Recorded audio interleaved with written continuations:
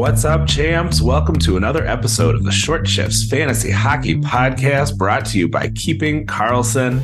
I am your host, Louis Ezekiel. Joining me tonight, my pal and yours, and in his first time behind the mic for an episode of Short Shifts, KKUPFL Fast Track leader over the last 7 days.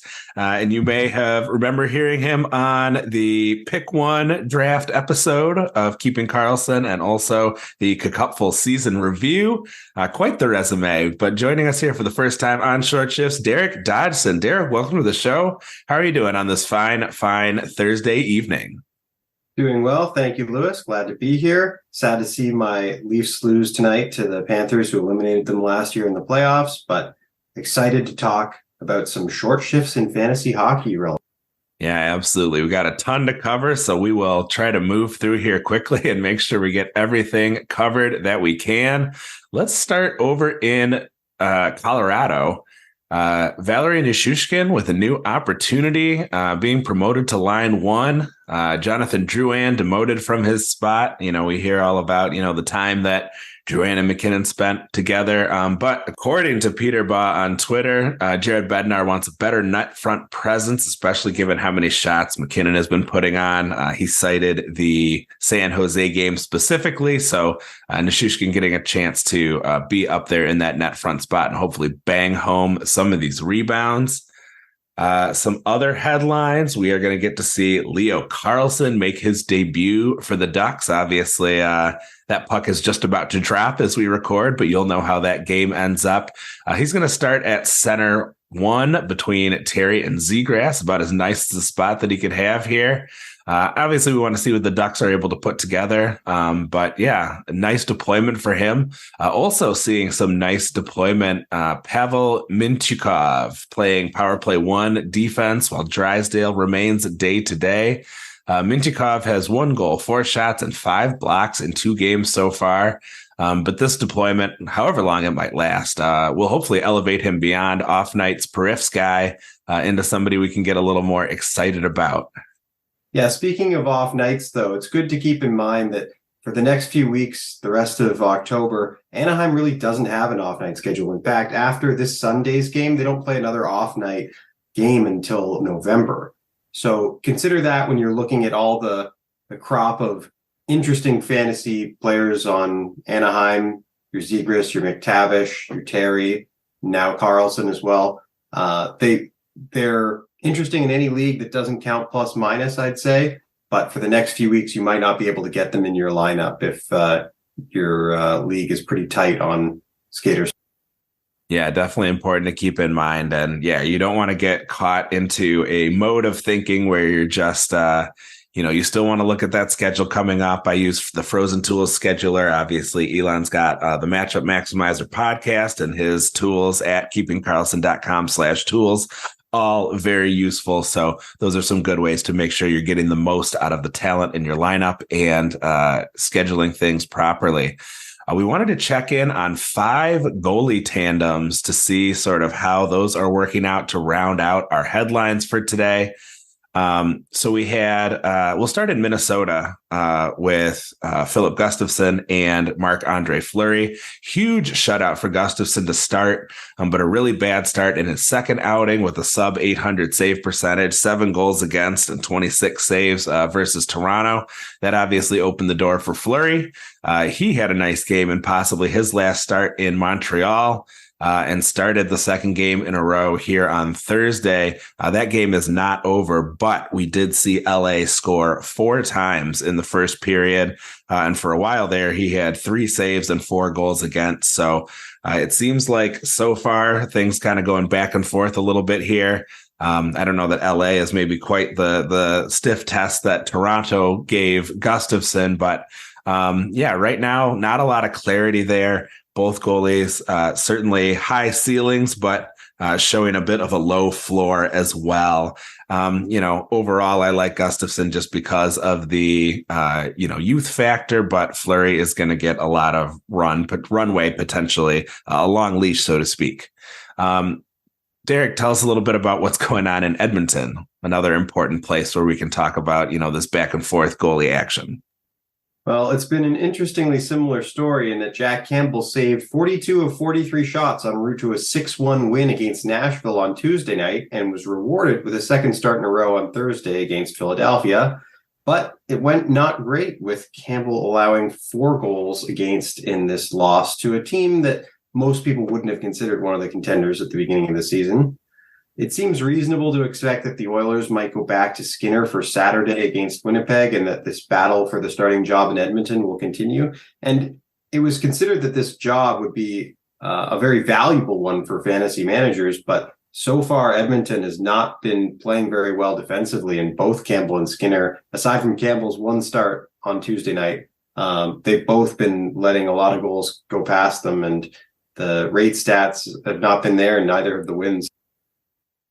Yeah, absolutely. And you want to think about how you use goalies in your league. If you're counting rate stats and volume's not as important, these tandem goalies can still be valuable in a league like a cupful where that volume is much more important. It's very tough to hold on to a tandem. So seeing one of these guys pull out a clear lead in these battles is kind of what we're looking for. I'll just add one more note, as long as we're doing headlines for Edmonton.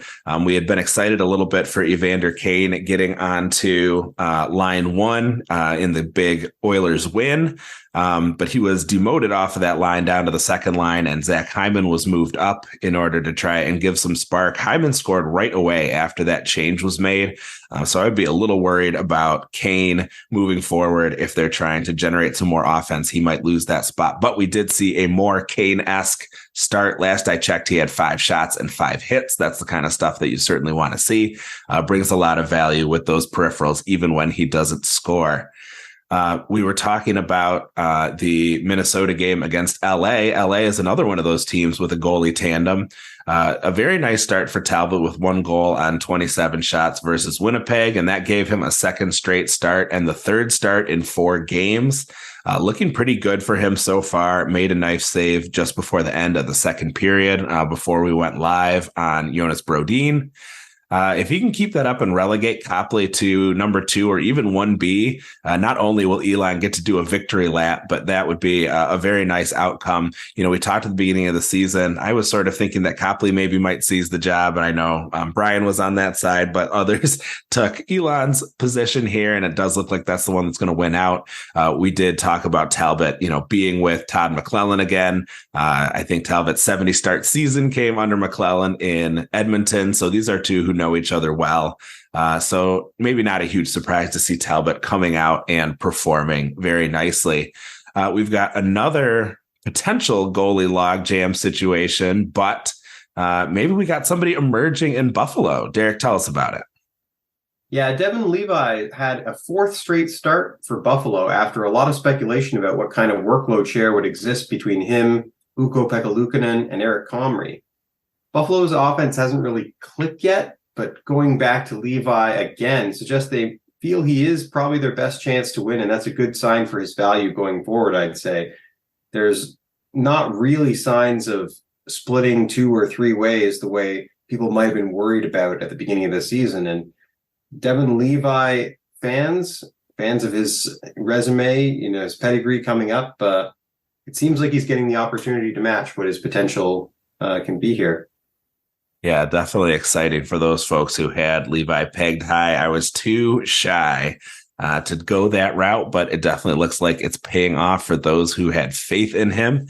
And obviously, we'll keep you updated as things continue through the year, but a pretty decent start here for the young guy. Finally, heading over to Ottawa, Korpisalo and Forsberg have split starts 2-2 so far. Forsberg has had the best outcomes overall with 3 goals against total and 2 wins against Philadelphia and a rather punchless Caps team. Korpisalo is 1-1 with a loss to Carolina and a win versus Tampa, so he's definitely faced the harder competition, although his rates are worse so far. That's going to be another one that's going to be interesting to continue to watch. Nice to see Korpisalo bounce back a little bit from a tough first outing against Carolina, but everybody seems to be having a bit of a tough outing against Carolina lately, and we can talk about that a little more later on in the show. Let's jump over to injuries and outjuries. The biggest outjury news is also in Ottawa, so a nice little transition for us. Who's our big guy coming back in Ottawa, and how did he do? Yeah, it's Josh Norris making his season debut the other night and scoring 2 goals in that return game. Definitely a relief for Ottawa fans who've felt the Norris injury even more so with Shane Pinto still unsigned and their Ottawa center depth pretty thin as a result. But yeah, Norris with 2 goals and also 2 assists for Drake Batherson as well. That really helps him and sort of the other wingers there in Ottawa who were kind of sharing, only one, really star center in Tim Stützle for the first couple games of the season. And, there's not, with Norris back in the picture, there's, maybe a few more productive minutes to go around on those top 2 lines. Yeah, we've joked about Minnesota before being like the Spirit Airlines of teams. You've got wings, but nothing of quality down the middle, where you're actually sitting in the plane. And I don't think we're that bad yet in Ottawa because obviously Stützle has been outstanding. But a little bit worrisome. Very nice to get some center depth back there. And I know the people who drafted Batherson are just thrilled to have a high quality center in there. And I'm sure Norris is excited to get back on the ice after a long absence and some complications with his shoulder injury coming back. Another big outjury. Steven Stamkos returned to action on Thursday. The Tampa Bay Lightning had seemed kind of listless without him. He came back with a vengeance, 1 assist, 7 shots on goal. So very exciting to see Stamkos return to the lineup as well. Certainly came, reasonably close to being able to put up an outcome like Norris's 2 goals, but he wasn't able to get one past the goalie here. Any other news of note out of Tampa here? Yeah, there's been a report that Vasilevsky's recovery timetable is on schedule, so he's still expected to miss the first 2 months of the season. Jonas Johansson hasn't been great for save percentage in Vasilevsky's stead, but he has got 4 out of 5 starts so far in the season and should hopefully rack up some wins until sometime in December when Vasilevsky is healthy again. Yeah, I think honestly, overall, I haven't been too disappointed in his save percentage, sort of what I expected. He's been described as a pretty weak goalie. That's what I was sort of looking for, picking him up in the very last round of the draft. And he's been a nice surprise so far, honestly, considering what he's been able to do compared to what I sort of expected for him or what most people paid for him. So, that is going to come to an end here before too much longer, but certainly ride it while you can. One other outjury bit of news, Zach Werenski is aiming to return Friday. I certainly hope he does. A lot of the people that I've talked about in the offseason, including one that's coming up here, have suffered some injuries. Now, I don't think that having a knee slammed into your thigh is a uniquely Werenski injury that has anything to do with him being a Band-Aid boy, but maybe just a little bit of curse here that we might be worried about. But to see him aiming to return Friday, I think is great news for Werenski drafters. Because he is a guy that we're sort of counting on to be really productive with that, high quality, hopefully power play, assuming Columbus can stay healthy. I'll throw it back to you for the next one, Derek. Looking now at injuries, new injuries, Gabe Vilardi has a sprained MCL and is expected to miss 4 to 6 weeks. And I guess partly as a result, the Jets lines have been shuffled again. And tonight, Mason Appleton is playing line 1 right wing with Scheifele and Connor, while Nick Ehlers has been dropped back to line 2. And, I would have thought that would be a bit of a downgrade for Ehlers' fantasy value. But in fact, he's actually put a couple assists on the board from that spot as this game against Vegas draws to a close as of the time we're recording this. So, it seems like, maybe not the best to no longer, he had a brief shot there with Scheifele and Connor, but back to his natural place on a 2nd/3rd line among the other forwards available there on those 2nd and 3rd lines in Winnipeg. All right. And the next injury up, and boy, do we have a list of them here. This one's really unfortunate. Kirby Dach with an ACL, MCL tear. His season is over. He had a promising but injury-plagued season last year. Didn't get even a chance to do a whole awful lot for this season, unfortunately. I had him as an interesting late-round guy who could break through on the top power play, and be a 55, 60-point guy there potentially.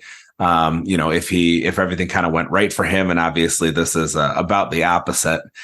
Josh Anderson taking his spot, and Montreal just has taken another brutal hit to their depth. I'm not super interested in Anderson outside of very deep leagues. He's a guy I used to really like, but hasn't, he's kind of plateaued, I think, in what he's capable of. I think at this point he is what he is. This is one of those injuries that just seems like it is bad for everyone involved fantasy wise. Yeah, bad for me included, as I took Dach as my Montreal player in the one player per team draft that you mentioned earlier. And in addition to Dach losing Arvidsson to injury and not having Svechnikov come back, I've been feeling a little bit of pain in that one. Whenever we do a check-in on how the teams are doing, I'll have to see if I've been able to overcome them. Yeah, and certainly I think what you're doing on the fast track, it seems like you're surviving okay. That's why we want to have you on the show. We got to get the insights from the people who are doing really well. Let's head over to Carolina. We got a couple more injury updates we need to get into over there, and we'll wrap up with a Penguin, and then we'll get on to our hot and cold streaks. Yeah, so in Carolina, Frederik Andersen was pulled in the Tuesday night game after taking a shot to the mask. And Kochetkov was recalled by Carolina. Lots of people went to the free agency or waiver wire to grab Antti Ranta.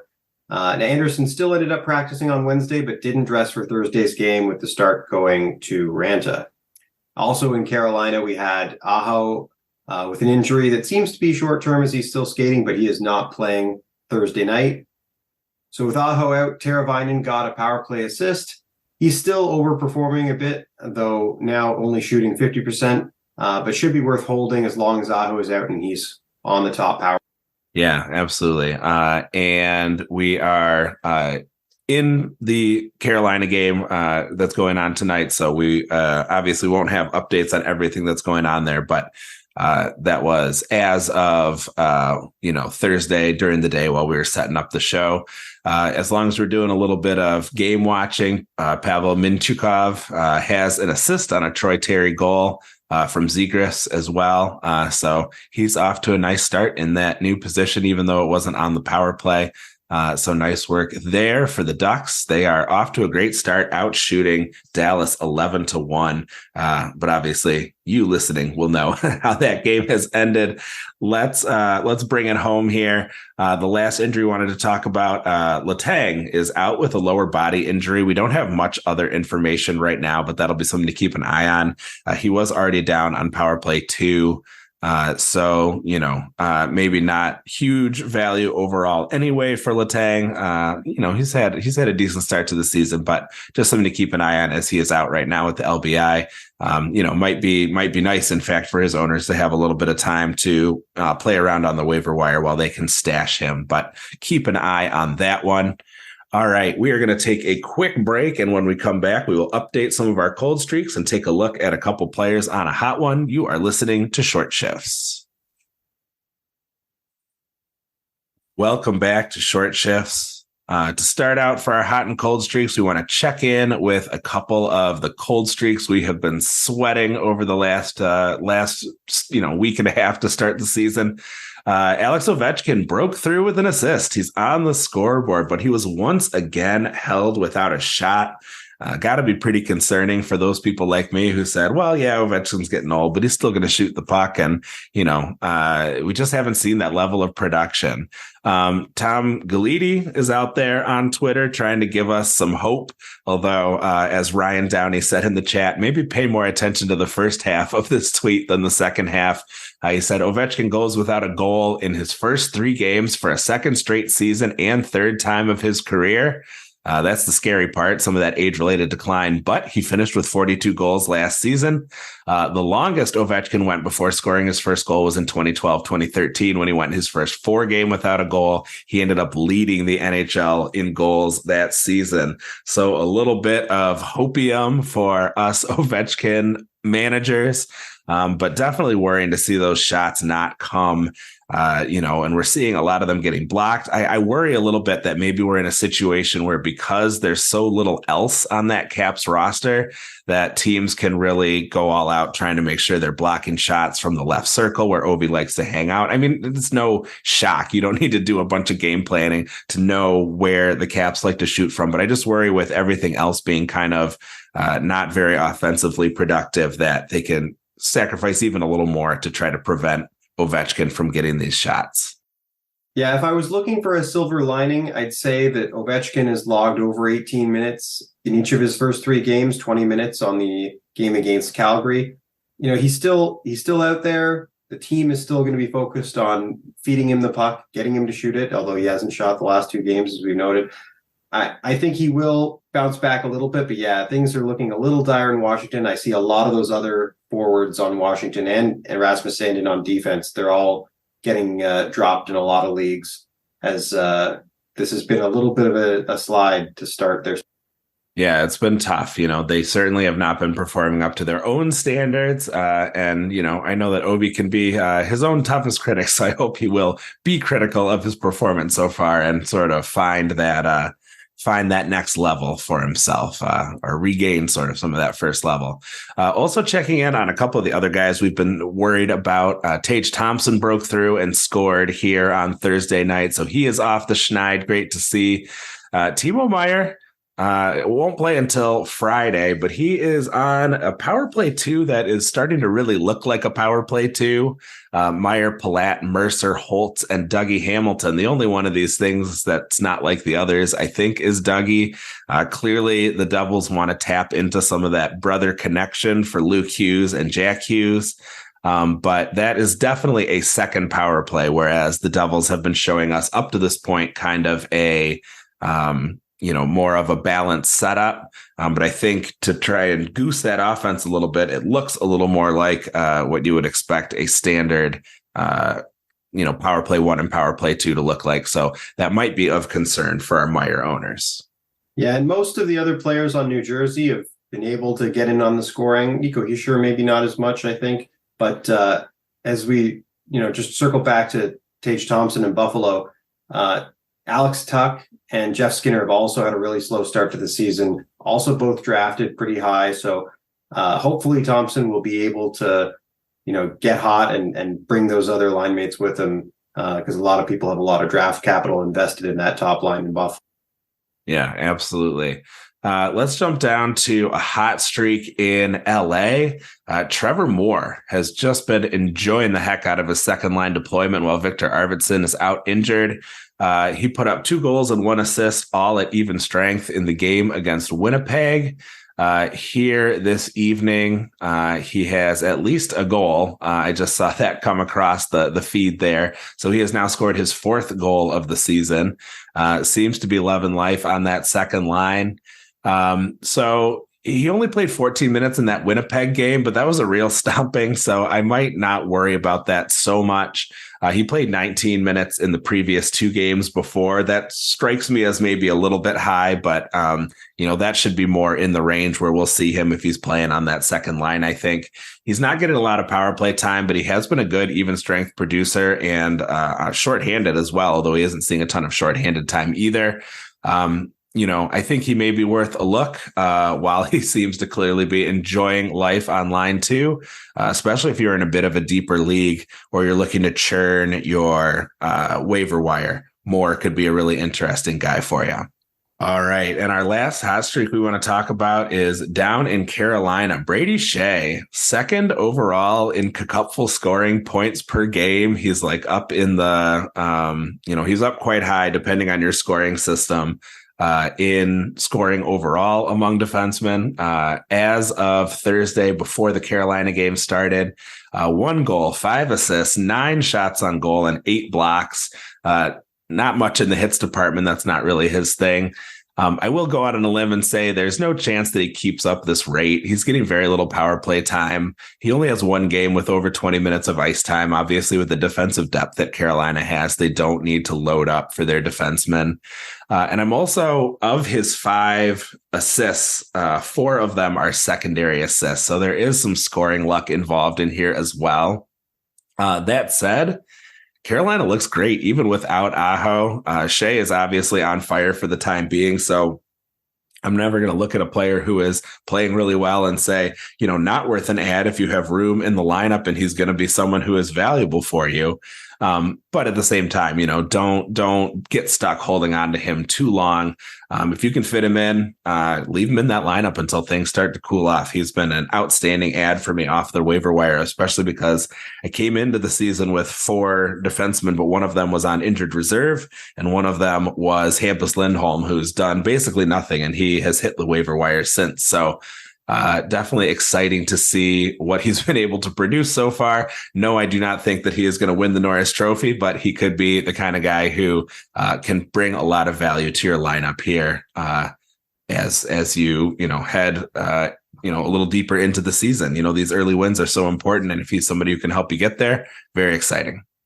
Yeah, a lot of people are adding some hot players in Raleigh, Brady Skjei, Slavin, Pesce, Jarvis, and Teravainen, as we mentioned earlier. Carolina is really scoring a lot of goals so far this season, but it seems like not all of these players are going to be able to maintain their fantasy relevance long-term, especially as players like Aho and Svechnikov come back from injuries. So keep an eye on those line combinations. And, once you see them no longer in the position with the best opportunity, it might be time to move on and find the next Brady Skjei. Yeah, absolutely. The next Brady Skjei might be right there in the lineup, not too far away from him, because Jacob Slavin has been great too. He is also way up there on KKUPFL points per game, especially because he's got a couple of those shorthanded goals. And he's got a primary assist here on Thursday night in the first period. So another guy to potentially keep an eye on. A little better for Perifs than Skjei typically is. So just one more person to watch out for. And with that, Derek, we have come to the end of our short shift here. Thank you so much for joining me. It's always a blast to get to listen to more folks in the Keeping Carlsson community. And obviously, you're off to a great start for your season. So any advice that you have to share with the listeners, obviously, is going to be really valuable. Thanks so much for joining me. Yeah, thanks for having me. It's great to be on. Keep listening to the show. Yeah, 100%. And I'm sure it will not be the last time that we get to have you here. Thank you, everybody listening, for joining us. Please be sure to give us a follow on Twitter at ShortShiftsKK. You can find Brian and Elon at Keeping Carlsson. Also recommend you follow at Game Day Lines, at Game Day Goalies, at Game Day News NHL, and at Game Day Stats NHL. And if you don't want to pour through Twitter for any variety of reasons, you can find all of those organized really nicely at GameDayTweets.com. We spend all day in the Discord referring people over there when they have questions, because it's so much utility these days, especially with being able to search for players, divide it up by teams, look specifically for goalie stuff. Very, very nice. So please visit that site and the other great sites we use to research our episodes at Yahoo, Frozen Tools, ShiftChart.com, Icy Data, and Natural Stat Trick. Our intro and outro music was created by Pat Roach. John Reed is our digital media producer. And until we see you next time, play smart and keep your shifts short.